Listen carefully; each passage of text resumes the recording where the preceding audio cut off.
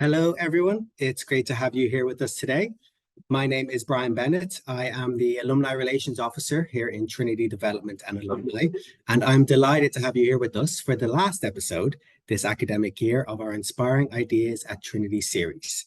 Today's webinar is titled How Talent is Disrupting Luxury Fashion with Alice Delahunt, founder and CEO of SYKY, in conversation with Sinead Burke, CEO of Tilting the Lens. Before I hand you over to our speakers, a few practicalities to take care of. This webinar will last just under an hour. We will take audience questions after the talk. To submit your question, simply use the Q&A button at the bottom of your screen, and we encourage as much audience interaction as possible. You're welcome to pop questions in throughout the webinar as you think of them. I'd like to note that we are using Zoom-generated automatic subtitles for this webinar. If you'd like to turn these subtitles on or off, click the CC Closed Captions button at the bottom of your screen, then click Show or Hide Subtitles. Also, I'm delighted to say we have sign language interpretation available for this webinar. If you would like to avail of this service, simply click the icon at the bottom of your screen and a new window will appear with the interpreter now visible. This webinar is being recorded and will be available for later viewing on our Trinity Alumni YouTube channel. And now I'd like to introduce you to our speakers. Alice Delahunt is an industry leader in digital, brand strategy, marketing, and Web3. She's the founder and CEO of SYKY, a luxury fashion platform that raised 10.5 million and was honored as one of the World Economic Forum's technology pioneers in 2023. A luxury fashion expert, she began her career at Burberry as global director of digital and social, and then transitioned to chief digital and content officer at Ralph Lauren. Alice is a non-executive board member of Soho House and a former retail and creative council advisory member at Google and Snapchat. She currently serves as a board advisor on Trinity College Business School, where she holds a degree in business and political science. Alice's pioneering work earned her recognition as a Vogue Business 100 technology and Web3 innovator, cementing her status as a visionary leader, and was named one of Goldman Sachs' most exceptional entrepreneurs of 2023. Sinead Burke is the CEO of Tilting the Lens, a consultancy founded in 2020. With an all-disabled team across Europe, they aim to create equitable and systemic change through the lever of accessibility. Tilting the Lens, built on education, advocacy, and design, support brands in their move from awareness to action, benefiting employees, customers, audiences, and stakeholders. Sinead and her team collaborate globally with clients in business, media, public sectors, arts, academia, and nonprofits, including British Vogue, Gucci, NASA, Netflix, Parsons School of Design, and Microsoft. Projects range from making environments accessible to equitable employment and integrating accessibility into product design and marketing processes. Thank you for joining us. I'll hand you over now to Alice and Sinead. Brian, gosh, thank you so much for that warm introduction and for the reminder up top around the access considerations. So just to reiterate, as Brian shared, we do have Catherine joining us as an Irish Sign Language interpreter today. If you'd like to use and access that facility, it's down at the bottom of your screen, but also closed captions and using the AI functionality. I share that merely as good practice because Alice and I are two people who I think admire each other deeply, which means over the course of this hour, we will probably speed up, talk faster, and despite living in New York for quite some time, our accents are still deeply Irish, even though I'm based in Ireland still. So just in terms of access, those considerations are important. Speaking of access, I'm going to begin with a visual description of myself, which is typically for those who are blind or low vision and or neurodivergent, but also noting that this is happening during your lunch hour. You might have this conversation in the back end while you're doing emails or hopefully grabbing something to eat. My name is Sinead. I am the founder and CEO of Tilting the Lens. I'm a white cisgendered woman who uses the pronouns she and her. I have brown shoulder-length hair, and today I am wearing a buttoned-up shirt that has black with polka dots and floral accents.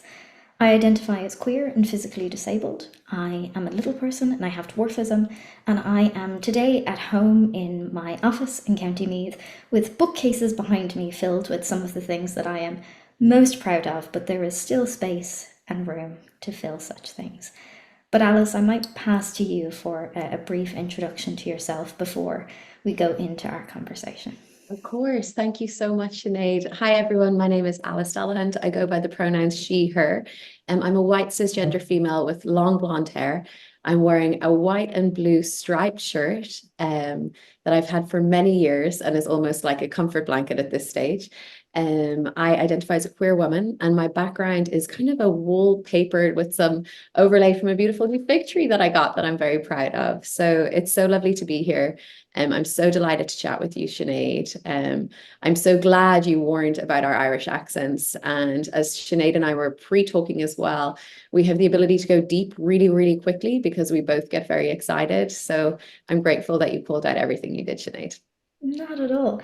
And, you know, as was kind of talked about from Brian at the very beginning, this is really a conversation first between Alice and I, and then beyond that with all of you who are participating in this webinar. So please do use the Q&A function.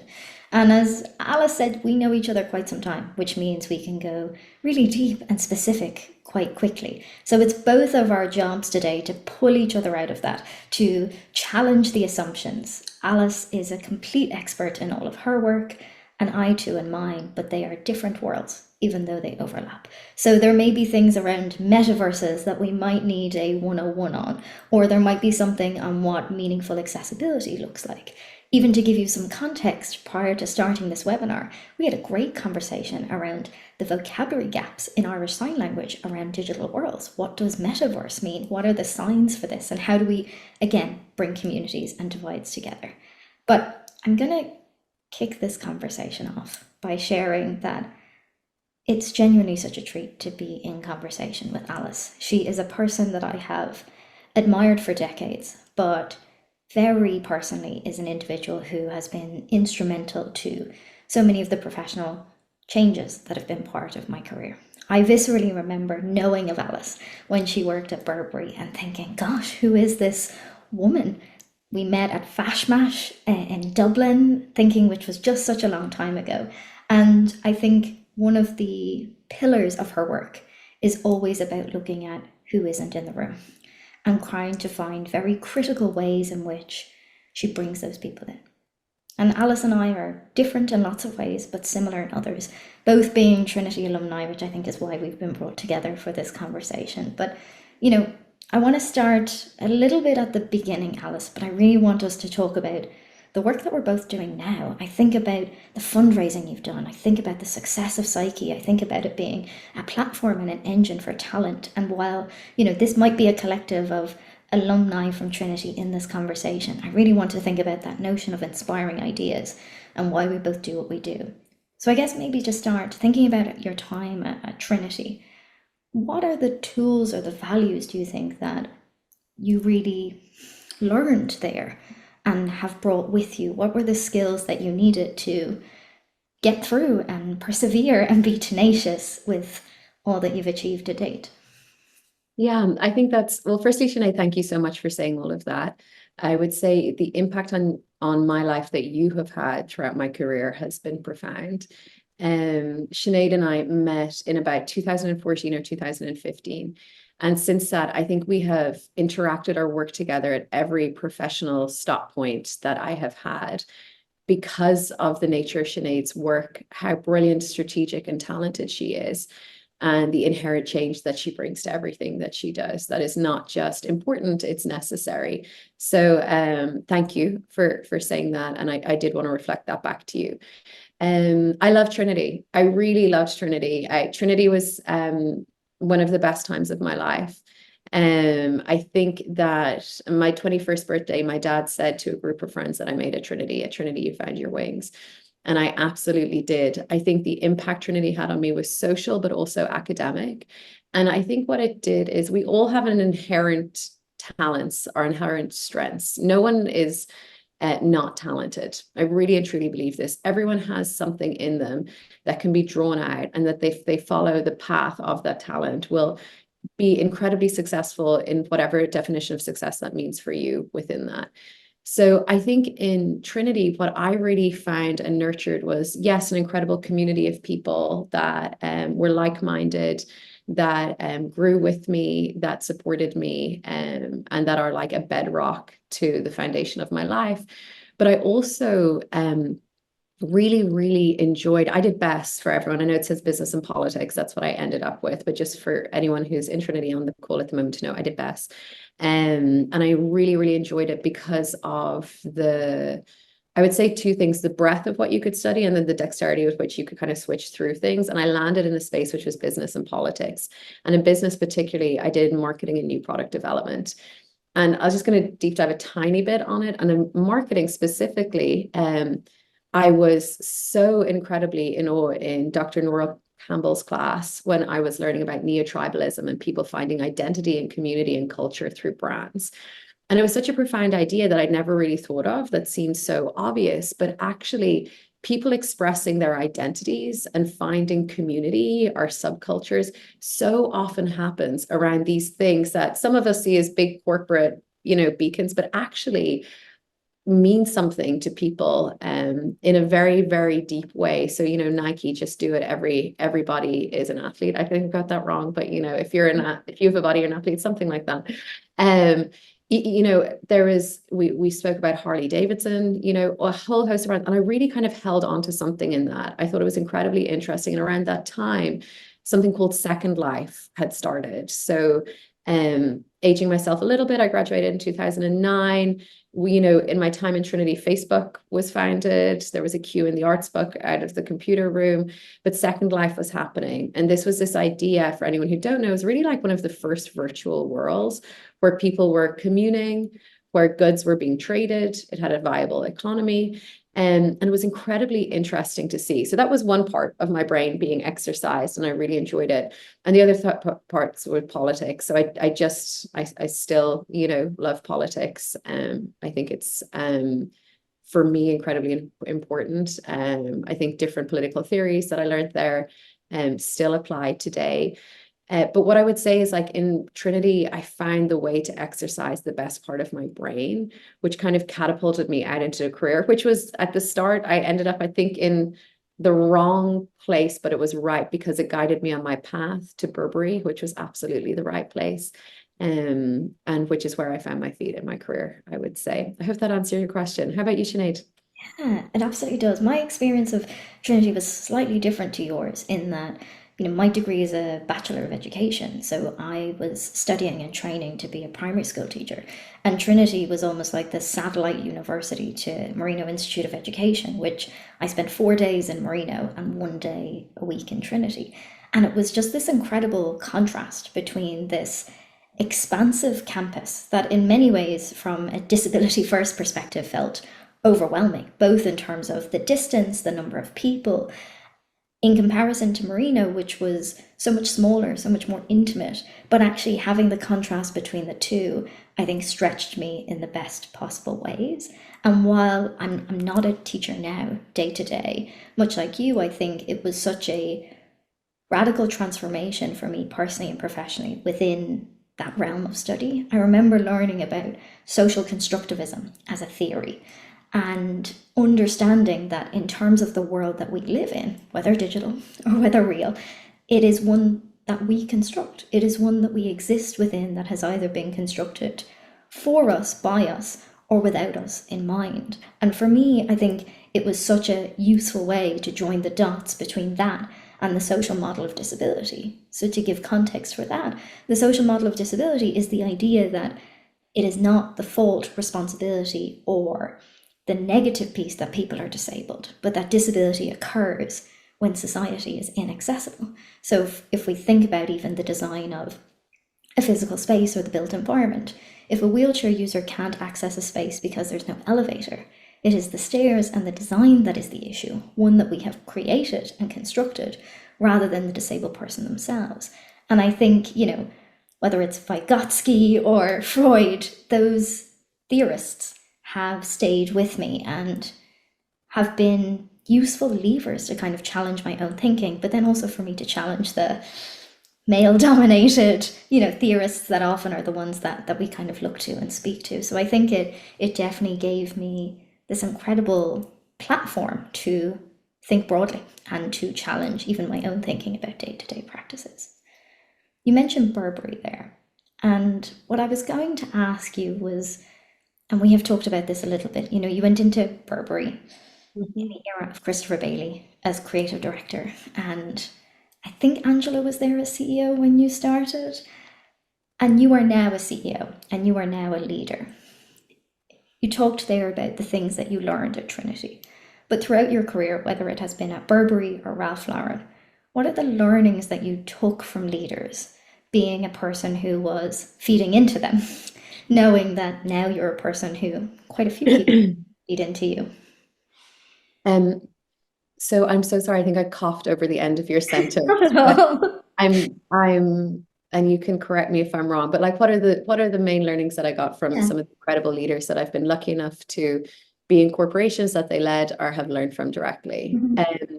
So starting off with Burberry, I did not report into Angela or Christopher. Angela Ahrens, for anyone who doesn't know, was the CEO of Burberry at the time, who then Tim Cook brought in to be the SVP of retail at Apple, who had a transformative approach to retail, as I think her impact is seen every day on Apple stores worldwide. Christopher Bailey was the chief creative officer at Burberry and then took over as the CEO once Angela left, one of the most celebrated chief creative officers, I would say, in the fashion industry. And then I went on to work for Ralph Lauren, where I did report into Patrice Levay, the CEO of Ralph Lauren, and Ralph himself in terms of content, when I was chief content officer, but I'll touch on that in a second. So at Burberry, I think the biggest impact Burberry had on me, and the leadership on Burberry had on me, was that culture is everything.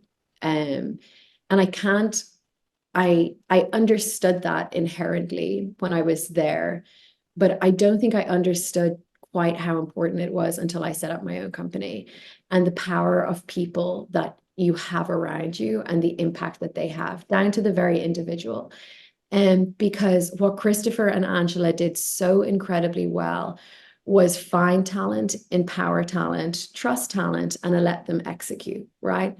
And when I say execute, I mean like bring their ideas to fruition. They created one of the most innovative cultures in the entire fashion industry, and that came through in the results, right? We were known as, we were the number one fashion brand in digital and technology and innovation at the time, because Christopher and Angela, put something like, basically they really, really believe that digital had the power to democratize access to the fashion industry. And that the people who kind of best knew digital were the ones who are in it day to day, irrespective of your age, just the people who were like living and breathing this new app called Instagram and this new app called Snapchat. And they were willing to sit and listen to us when there were ideas and things that felt kind of challenging to traditional fashion norms. And then they trusted us. So what I would say for Burberry is, I've never seen a culture quite like it. I feel incredibly privileged to have been a part of it. And I think that it has impacted me and the way I build SYKY in an incredible way, because you have to know the culture you're building and be pretty ruthless about it, actually. And I can touch on that a little bit later by what I mean by that. And then once it got to Ralph Lauren, first I'll start with the man, is one of the greatest entrepreneurs, I would say, of the last century, if you think about what he's achieved. You know, I went from Burberry to being, which was, I think, founded in the 19th century, to Ralph Lauren, when I arrived, was just celebrating his 50-year anniversary. And he started by selling ties to Bloomingdale's, right? And he always tells this story, and it had such an impact, but he always tells this story. You know, Bloomingdale's had wanted to he had a new style of tie. It was like a thick tie, right? And at the time the style was thin, and, you know, Bloomingdale's was trying to like make it thinner. And he said, no, like, I believe in myself, trust my gut. I know what I want. I'm going to walk away. And they said, okay, sell your ties. And not only were they so successful, he then went and created, you know, a range of jeans and shirts, and like the business grew and expanded from there. But what started off with him growing up in the Bronx, I think he lived under, I'm pointing as if uptown at the moment, I'm in New York right now. You know, grew up under the he grew up in the Bronx, lived under the L train with his wife, still today, Ricky. And he just had a big idea and he believed in it so greatly that he wasn't willing to compromise on what that idea was. He compromises every day, you know, in terms of working with people in collaboration. But in terms of its idea, he was so clear on that. And what I learned from him was you must trust your gut. And he taught me that so much. He even would, like, at one stage, I haven't told this story in a public capacity before, but like would put images out, you know, we were selecting for advertising campaigns and say, which one do you like? I mean, that's nerve-wracking, right? Ralph Lauren is asking you, what do you like? And I would kind of almost nervously approach it. And he'd say, like, trust your gut, trust what you believe in. So I would say that from Ralph, I learned, you know, the power of an idea, and that you must be uncompromising in pushing forward to realize that idea and the impact that it can have on the world. And I think that in the hardest days of being entrepreneur, I genuinely do think of him because of the journey he went on. And if you haven't read his journey or know his journey, I would definitely recommend reading it because it's really, really powerful. And as I said, now he is one of the greatest entrepreneurs of the last century. I would say he has multiple brands, multiple stores, so many ideas, is incredibly recognized and celebrated, and is an incredible person and human being. And then from Patrice Levay, who is the CEO, I mean, he had a big job to come into. And Patrice, and it all kind of does still go back to people. I think he really believed in people, and he structured and operationalized the company in a way that let people develop their skill set and run with their skill set again. So to come into this job, his new job as the CEO of such a public company, and for his first hire to go into a chief digital officer position that had huge responsibility, not just internally, but externally. It was publicly communicated the goals and ambitions of digital within the pillar of the new strategy. And to hire a 31-year-old queer woman to come and sit at the table full of executives, and to be one of the top executives as the executive leadership team in the company. For me, I thought it was such a brave move. And I said that to him as I was leaving, like, thank you. You know, it was such, he said, I never thought it was brave. I thought you're the best person for the job. And I think that there's something in that that I have taken with me. Because I think sometimes we get too caught in structures and hierarchies and norms. And actually, if you demolish those expectations and just look for raw talent and ability, you very quickly find people who produce results. So I would say, Sinead, honestly, that's they're the things. They're very people oriented, because ultimately that's what a business is, a group of people trying to realize an idea. And I think culturally, like Burberry, they need to be supported. They need to be led in a way that there's a ruthless belief in the idea or a formalization of it. And then trusted, right? No matter where they're from, what they look like, you know, all of the societal norms we've placed around what a successful executive should be. So yeah, I'd say it's pretty powerful. What about you, Sinead? Because you've had a phenomenal journey all the way up to founding Tilting the Lens, you know, having such an impact in the industry. I'd love to hear it from your perspective as well. I think it's so interesting you talking about the different things that you have learned from leaders. You know, if I was being really candid and honest, when even 5 years ago, 10 years ago, if you'd have said to me, Sinead, you're going to set up a business and be a CEO, I'm not sure it's something that I would have been able to visualize.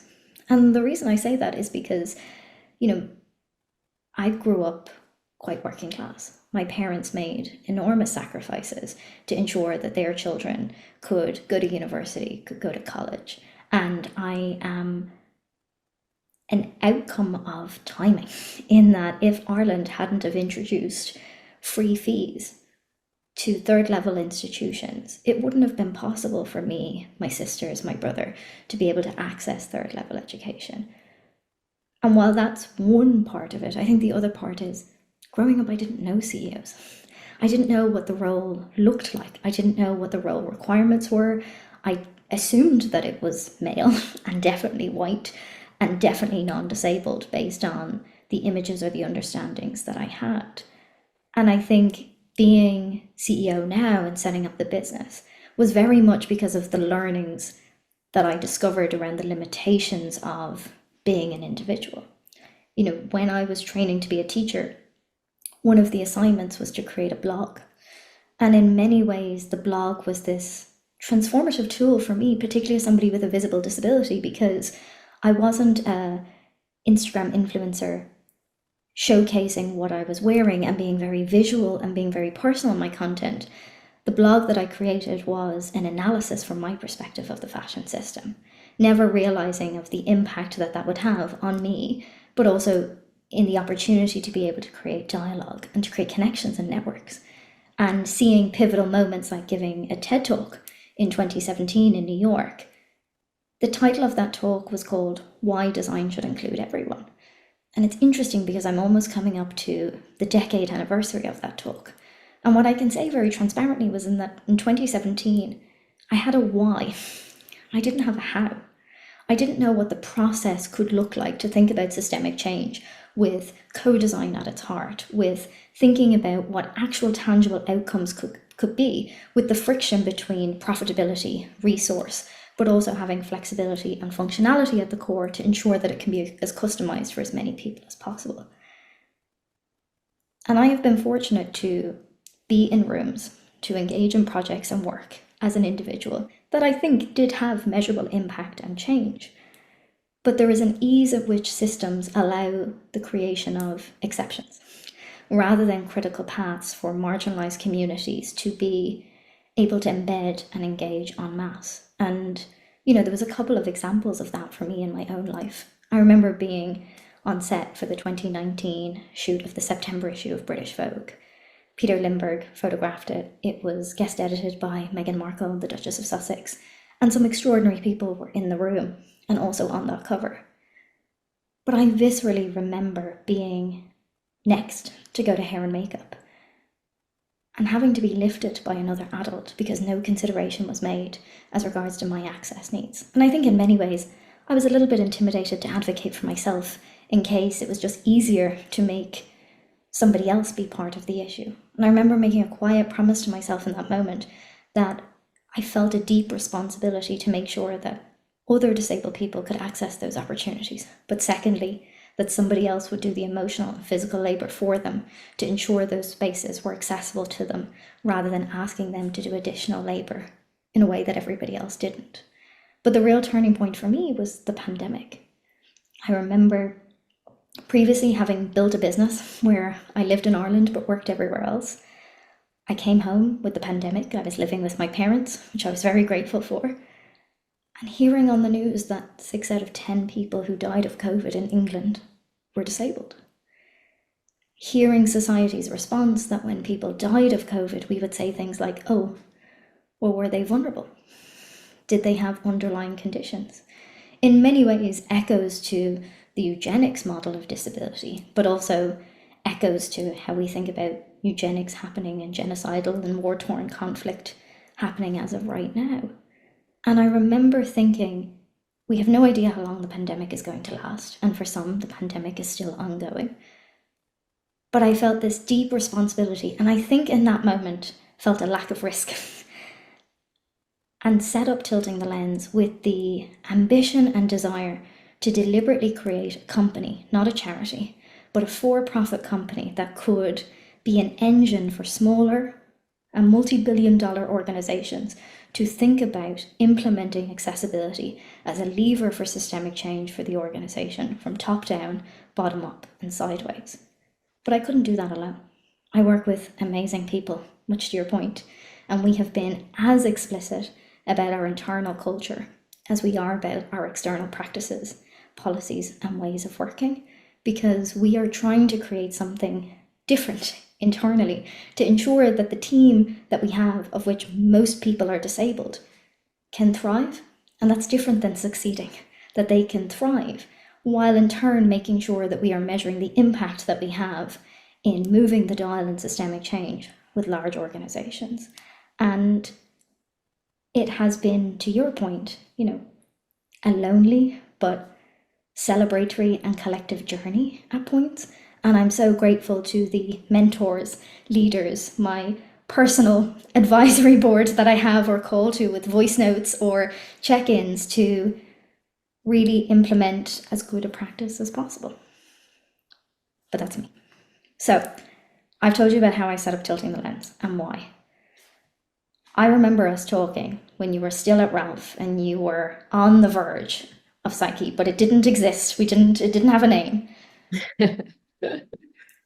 What made you take the leap into entrepreneurialism when, as you've shared, you had such opportunity within large corporations, which in many ways limits some of the personal risk, to then leave this significant public company that you fed into CEO with to then do something yourself? What was that turning point?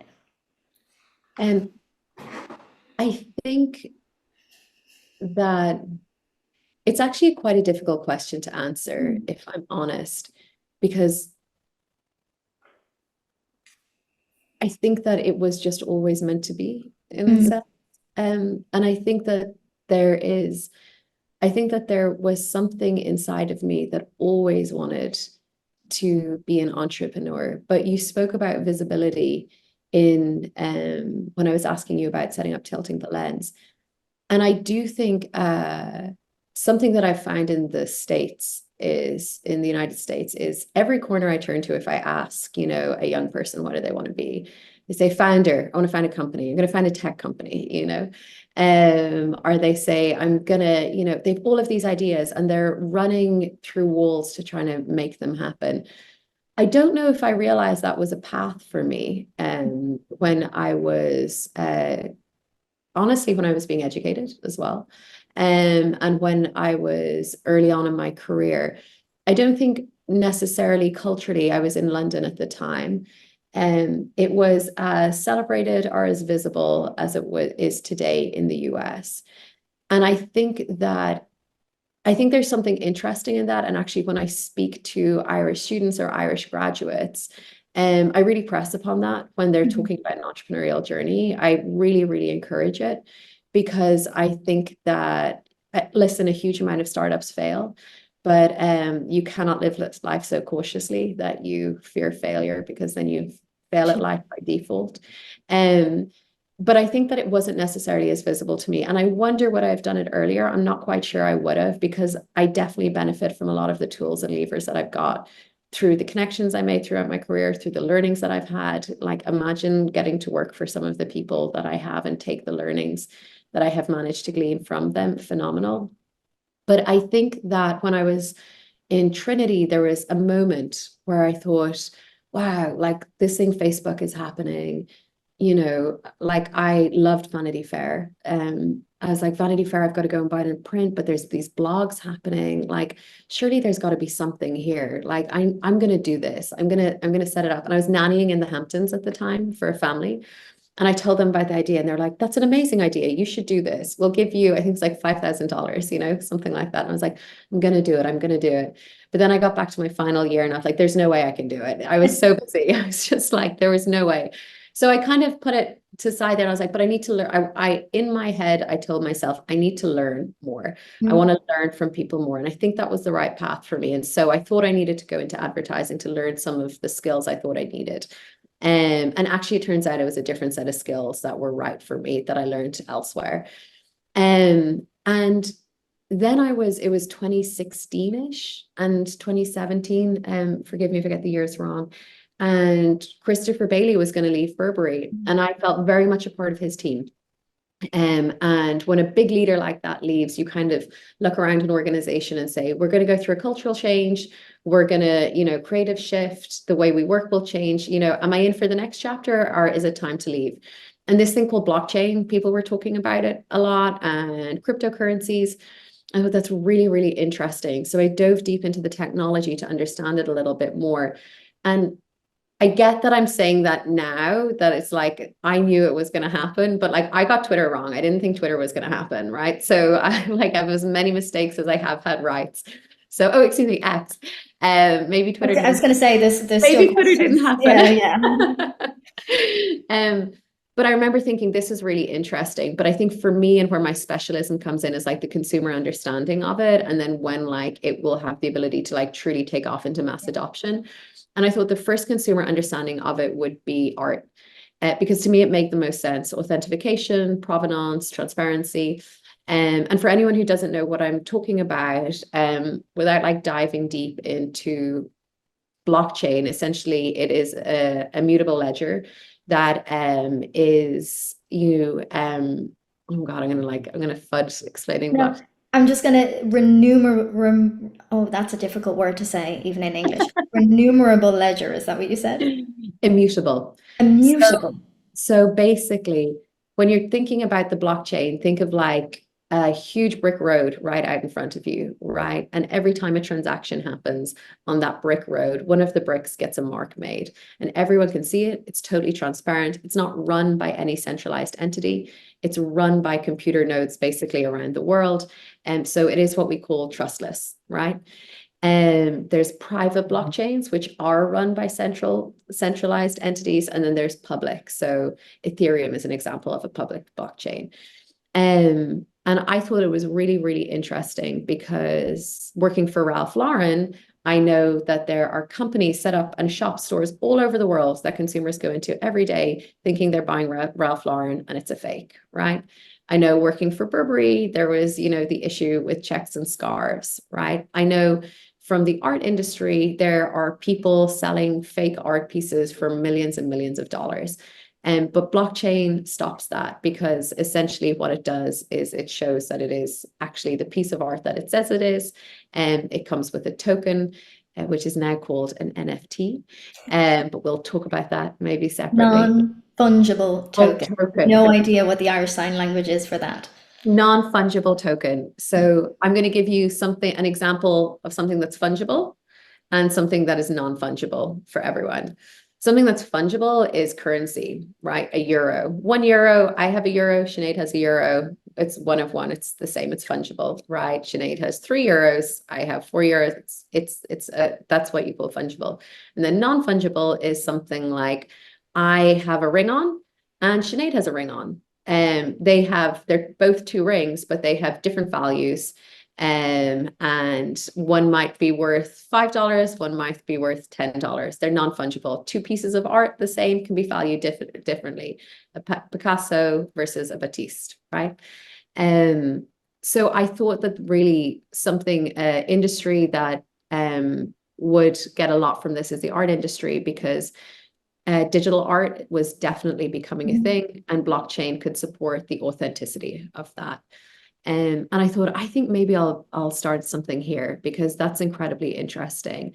But I realized I'm not an art expert. I appreciate it. I love it, but I'm not an art expert. I don't know the ins and outs of the industry. I know that can be great for some entrepreneurs, but I definitely wanted to do something that I knew about. So I just said, I'm going to pause and wait till it's the fashion industry's moment. And then the pandemic hit, stores closed worldwide. I'm going to speak about this from a professional versus a personal impact.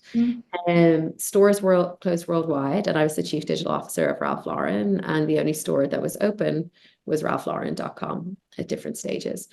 And we also had, consumers and communities who were stuck at home and were online, if I'm honest. And you, as a result of that, you saw just this rapid increase in adoption in consumer behavior and technologies. And I really saw that in terms of digital goods and digital worlds. The metaverse has become an unsexy term. Mark my words, it'll be sexy again. Unsexy, unsexy, unsexy. It's like AI. It's like all the different trends. But the reality is that, digital worlds do exist, right? Roblox, which you could define as a metaverse, a certain age cohort spend more time on that than TikTok. And I don't understand that, because I spend so much time on TikTok. But what I was seeing is digital worlds were real, and something really interesting was happening, is that people were expressing their identities in different ways on them. And so that was something that was incredibly interesting to me. And I think there's a lot we can talk about around that, actually, and how that manifests in years to come, and what guardrails we need to put in place versus not. And then the third thing was, you know, a lot of people were expressing that identity through fashion. And I thought this is really interesting because the last time I saw a change like this was when I was trying to convince people that digital photos were real, and that was Instagram. And we witnessed, you know, Mr. Beast, a YouTube creator, having more impact than legacy establishments. Think of HBO, Euphoria, the impact that we all have on it. Mr. Beast gets like 3 times the view of like Euphoria's primetime viewing in like in 24 hours. So I saw creators then having this huge impact on what was these kind of huge establishment, like conglomerate media companies. And I thought that, and I think that, and I know that a lot of these designers who are designing digitally today will have that impact on the fashion industry, and that they can come from anywhere in the world. And all they have to have access to is the internet and hardware. Still, they're two barriers to entry in a very major way. And because there are tools that they can design for free, and there are worlds that they can publish their work and people can consume them. And I thought this is really going to impact the next 10 years. And maybe this is my moment. And I felt it in my gut and my bones that it was. And so I said a really sad goodbye to Ralph Lauren to start this journey. So that is a very long-winded way of giving you an answer. No. And in a moment, I want to talk about, you know, how you have moved from that individual vision as to what you knew was possible to creating a team and building that culture and entity with you, because as we both know, individuals can't solve these huge complex challenges. We need collectives. But I want to be also very mindful, and this was mentioned in the introduction, around the fundraising that SYKY has been able to achieve. And I guess, you know, as a female queer CEO, Irish, working largely in the US, all of those things can be both opportunities but can be barriers. In terms of thinking about those who are participating in this webinar who, much like you at their time in Trinity or just after, have this gut instinct where they feel that they want to be an entrepreneur, not necessarily advice, but is there anything that you think would be very useful in terms of illuminating a journey that often feels just so out of reach? Yeah. I think it's important that you highlight that I'm a female queer founder and CEO, because in the space that I'm in, 5% of funding goes to women, and 10% of the funding goes to female-led companies. So as soon as you walk in the door, you're just existing in that like 5% cohort. So 95% is gone. You're just in that 5%, and that is a highly challenging place to walk into. And I think that is, listen, I'll be super candid. I went into people as the ex-CDO and chief content officer at Ralph Lauren, who has many notches in the belt in terms of career success. You know, it's quite publicly there. And sitting as a non-executive director of a public board. And I sat in front of people who I was, you know, pitching to, and they redirected me to their wife. Because don't worry, I run their fund. And I thought that was such an interest. I'm delighted to talk to their wife if they have a viable fund, are strategic partners, and make sense from our cap tables perspective. But if you are telling me to talk to your wife because you are a man and she is a woman and I am a woman, and therefore I think that I should talk to her because it's more, that makes no sense to me.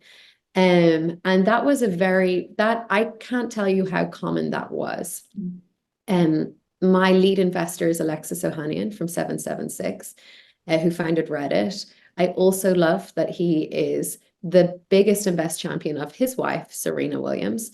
And he is the kind of man and investor who supports female founders in such a fantastic way. But I would say that like there are absolute barriers to it that can feel insurmountable, but they're not, because all the resources are available to you. And this is why I love the internet. I work in technology and creativity, because all the tools are available to you online. You want to see the best pitch decks, Google them, go deep. You know, you want to see the best like fundraising ideas, Google it, go deep.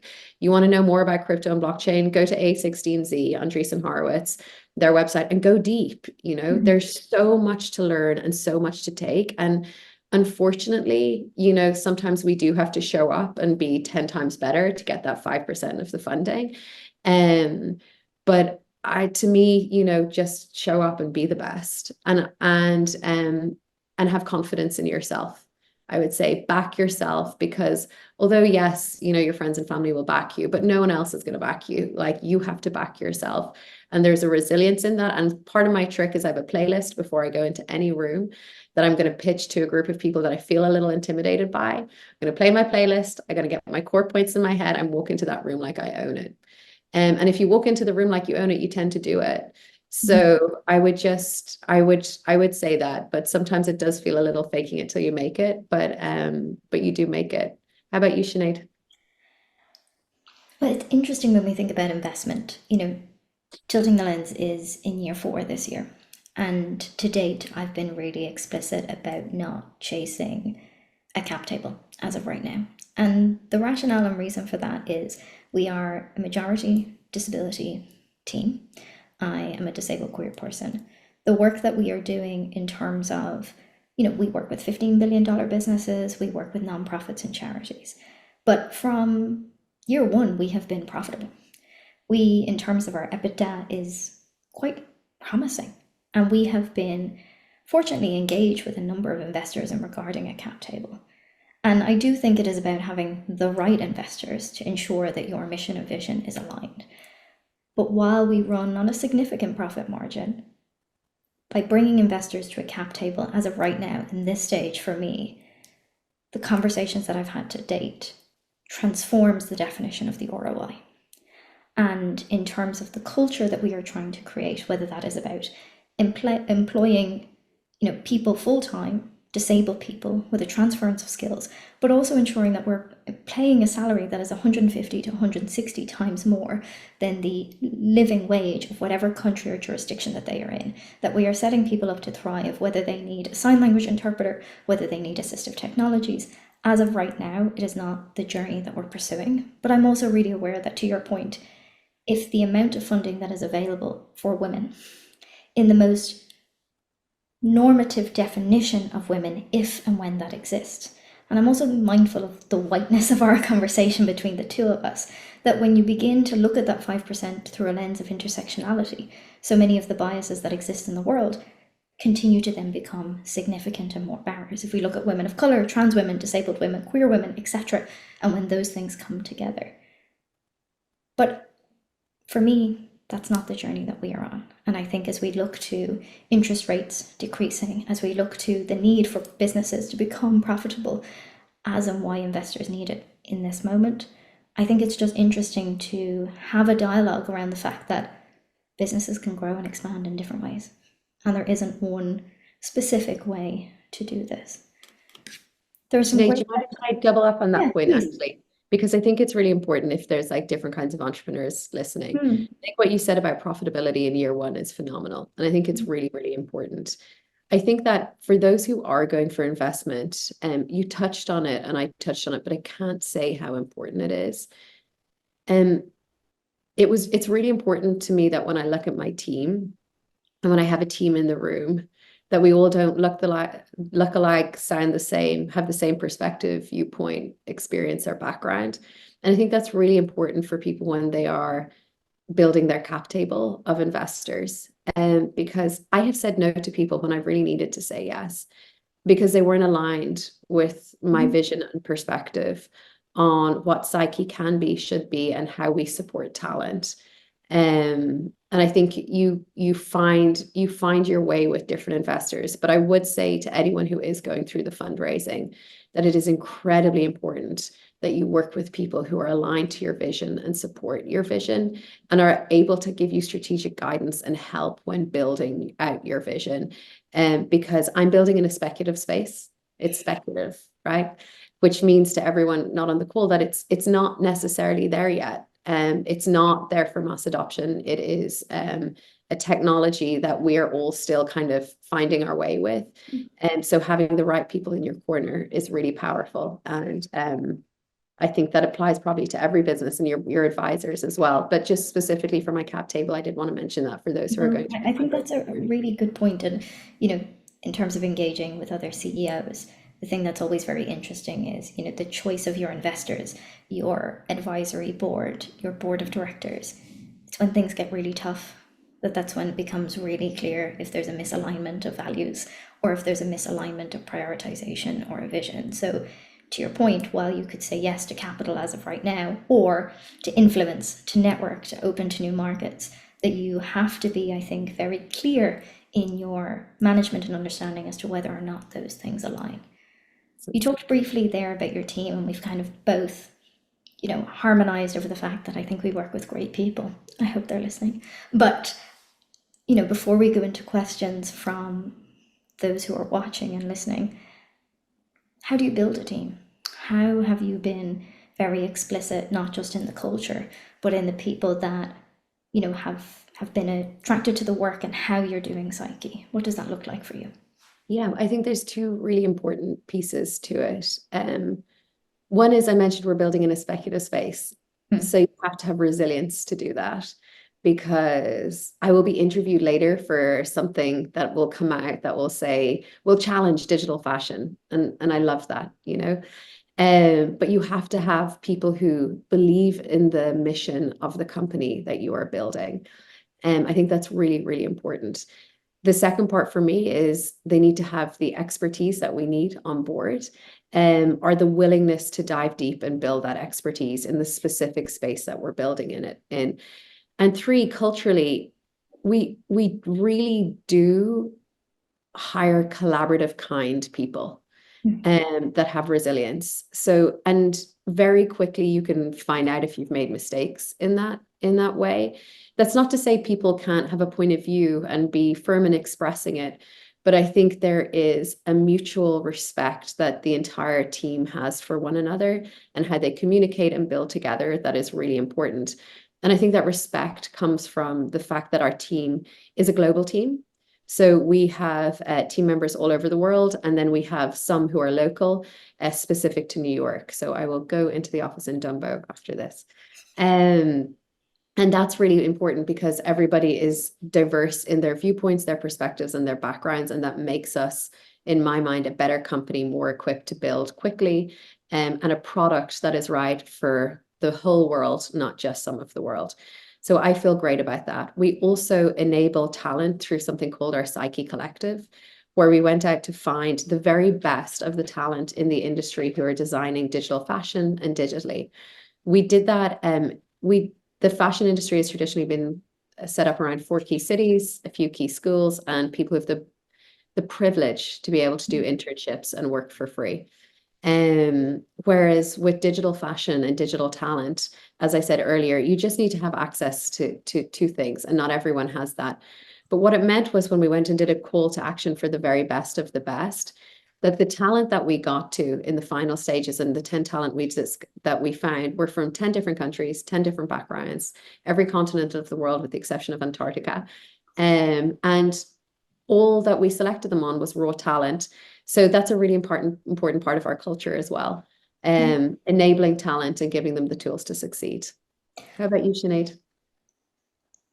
I do want to come to a couple of great questions that is in the chat box, but I echo much of what you said. That idea of if somebody requires a transference of skills and is a deep culture fit, that education and learning and acquisition of the educational attainment is deeply required. The thing that we have been very specific about, even in our recruitment process, is radically encouraging marginalized communities to opt in. So we have transformed our recruitment process. So for example, even on a CV, we don't ask for people to have skills such as being good communicators, because what does that mean? In what language, in what region, in what type of disability or access need?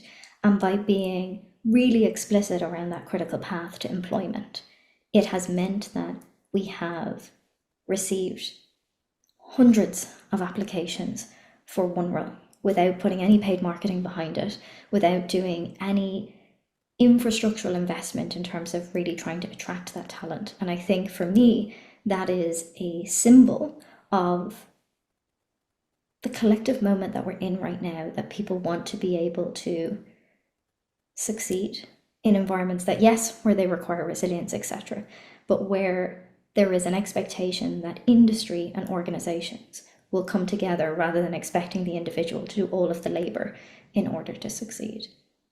But we'll talk about that more offline. There's a comment and a question here that I just want to come to. And I think this is particularly relevant when, in this moment, I'm not sure if you've seen it, Alice, but on Instagram at the moment, there is an AI image of Rafah in Palestine that is circulating that 35 million people have shared.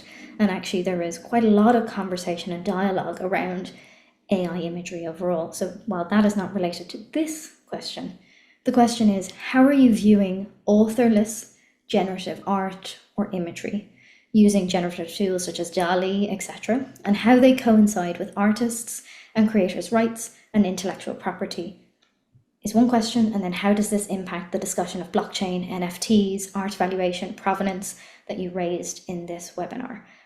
There's other questions, but I'm mindful of time within that. So I think, thank you very much, Therese, for your question. But Alice, do you have any kind of immediate thoughts based on that?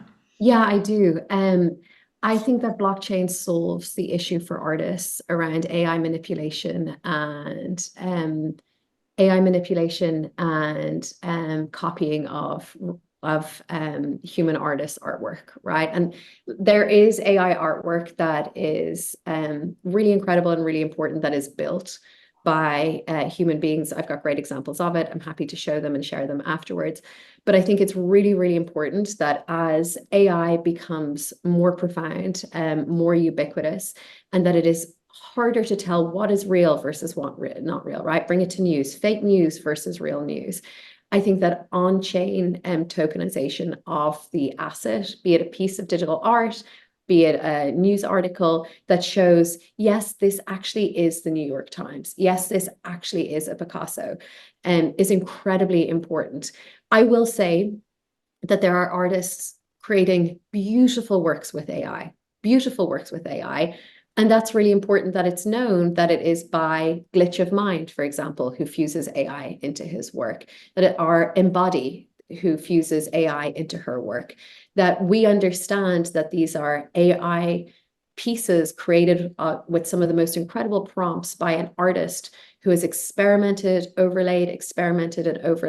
But again, that you can see it is a true glitch of mind. This is their work that they built. It is a true Embody AI. This is their work that they've built. And I think the best system and tool to do that is the blockchain. And I think it's incredibly important. I think value is a different conversation. And I think where we hope we get to is we're looking at the value of the art versus speculative activity. There will always be speculative activity in trading. You see it in every industry in the world. In 2018, a luxury bag would give you a better return on investment than gold. There was trading there. But I think that's separate. I think AI, the answer to AI manipulation and AI and the ability to understand what is real for the author or the person that was created it versus not is blockchain. And I feel very passionately about that. I think that is a good, strong way to end in terms of the content and the framing of this conversation. And, what we have done over the past hour, and it's hard to believe it was an hour, is talk about beginnings at Trinity, then moving to talking about learning from leaders and one's leadership journey themselves, talking about the barriers that are in place as regards to fundraising, but also that idea that when you have an idea or an ambition, when you can envision a future, whether that is a product, whether that is a whole movement, as we think about digital fashion, etc., that one really has to trust their gut, whether that's selling ties or, making the metaverse momentarily more sexy as it becomes unsexy and sexy again. That is something I feel like I need on a t-shirt. But I think then lastly, thinking about, authorship, intellectual property, so many of the very challenging, litigious, but also creative barriers that are in place that could also be opportunities. Alice, it's been such a joy to spend time with you. I can't thank you enough. I'm going to pass back to Brian, who I believe is going to close us off this afternoon and this morning, but thank you very much. Brian, back to you. Sinead, Alice, thank you so much for that. That was a really fascinating conversation. And as I mentioned before our call, I know you are both so very busy. So thank you very much for being so generous with your time. We really appreciate it. I'd like to thank Catherine White also, who is our sign language interpreter, I should say. So thank you so much for all your hard work. To all my colleagues in the alumni office, thank you very much for making today's webinar happen. And to everyone who joined us, thank you very much. We really appreciate it. And for the questions, I'm going to share my screen again. And just to let you know that Inspiring Ideas will be taking a break for the summer, but we will be back in September. And we look forward to bringing you a great selection of topics and speakers for our autumn webisodes. Details of our autumn webinar schedule, including dates, speakers, and subjects, will be posted on the Trinity alumni website, www.tcd.ie/alumni, later in the summer. And in the meantime, if you have any questions or comments regarding this webinar series, or indeed any other questions you'd like to ask us here in the alumni office, please email us at alumni@tcd.ie. Thank you again for joining us. We hope you'll see you again in September. Until then, take care and have a lovely summer.